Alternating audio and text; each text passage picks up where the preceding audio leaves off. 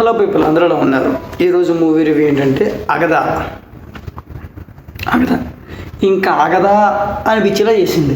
అంటే ఓవరాల్గా మనకు హర్రర్ మూవీస్ అంటే ఏమనిపిస్తాయి? కొంచెం హర్రర్లో మంచి ఇంట్రెస్ట్గా ఈ టైప్లో చూస్తాం. ఏంటంటే మసూద్ అనగా, అరుంధతి అనగా, ఇలా ఆ పాత నుంచి కొత్త దాకా కూడా ఒక ఇంట్రెస్టింగ్ మూడ్లో ఉంటాయి. కానీ ఈ అగదా ఎలా అనిపించిందంటే, ఏంట్రా థియేటర్లో ఎంతసేపు కూర్చోవాలా అనే సిచ్యువేషన్లోకి వచ్చేసింది.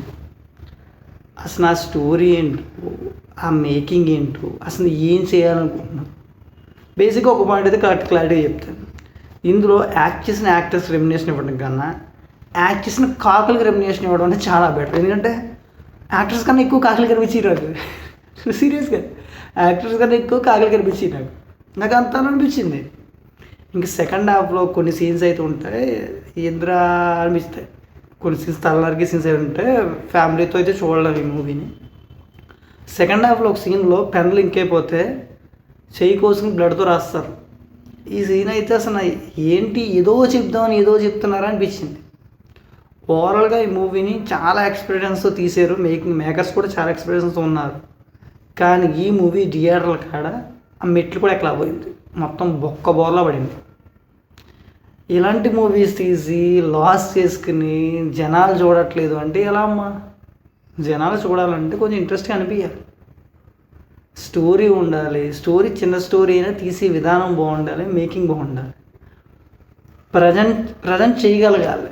నీకు ప్రజెంట్ చేయడమే రాకపోతే నువ్వు మూవీలు తీసి ఉపయోగం ఉంది. యాక్టర్స్ అందరూ బాగా చేశారు, కానీ నీకు మ్యాటర్ లేని దానికి ఎంత యాక్టర్ ఎంత బాగా చేస్తే ఉపయోగం ఉంది?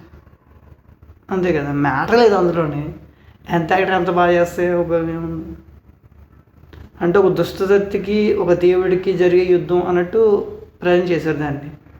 కానీ అందులో కూడా ఏదో కింద అనిపించింది. ఎందుకంటే అసలు వీళ్ళకి మన టెక్నాలజీని వాడుకోవడం రాదా, లేకపోతే వీళ్ళకి చేత కాదా అనే సిచ్యువేషన్లోకి వచ్చేసారు. ఎందుకంటే అసలు ఏ టెక్నాలజీ లేని టైంలోనే, అంటే మినిమం టెక్నాలజీ అంటే 100లో 20% ఉన్న టెక్నాలజీ టైంలోనే Arundhati, Anji scientific, Arundhati horror. Arundhati scenes ఎలా ఉంటాయి?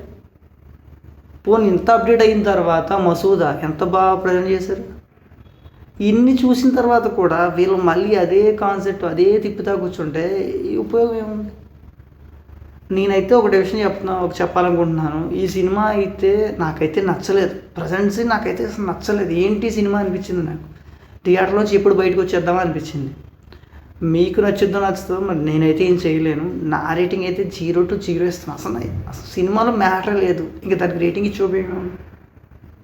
నేను మేకర్స్కి డైరెక్ట్గా చెప్పాలనుకుంటున్నాను. నేను మీకు చెప్పేంత పెద్దోడిని కాదు, కానీ చెప్పాలనుకుంటే మాత్రం ఫస్ట్ మీరు అనుకున్న దాన్ని పేపర్ మీద పెట్టి దాన్ని స్క్రీన్ మీద ప్రజెంట్ చేయగలిగితేనే సినిమా తీయింది.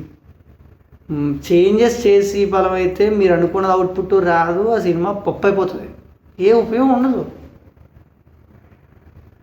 ఇది ఈరోజు టాపిక్. నేను మీకు తెలుసు కదా, కొత్తగా చెప్పాల్సిన అవసరం లేదు. ఇలాంటి వీడియోస్ ఇంకా కావాలనుకోండి ఛానల్ సబ్స్క్రైబ్ చేసుకోండి.